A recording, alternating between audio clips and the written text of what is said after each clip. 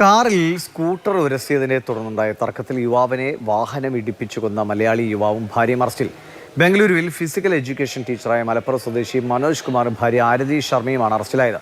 വാഹനത്തിന് സൈഡ് കൊടുക്കുന്നതിനിടെ ദമ്പതിമാരുടെ കാറിൽ സ്കൂട്ടർ ഉരസിയെന്ന് ആരോപിച്ചാണ് ഓൺലൈൻ ഭക്ഷ്യവിതരണക്കാരനായ 24-കാരനെ ഇരുവരും കാറിടിച്ച് കൊലപ്പെടുത്തിയത്.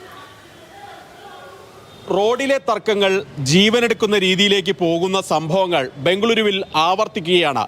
അതിൽ ഒടുവിലത്തേതാണ് ഇപ്പോൾ ഈ JP നഗറിൽ നടന്നത്.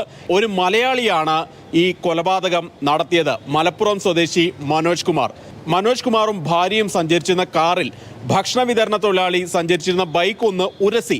ഇതിനെ ചൊല്ലി തർക്കത്തിനൊടുവിൽ ഈ ഭക്ഷണ വിതരണ തൊഴിലാളി മാപ്പ് പറഞ്ഞ് സ്ഥലത്തുനിന്ന് പോയി. അതിനുശേഷം നടന്ന സംഭവങ്ങളാണ് ഈ CCTV ദൃശ്യങ്ങൾ കാണുന്നത്. നമുക്കതൊന്ന് കണ്ടുവരാം.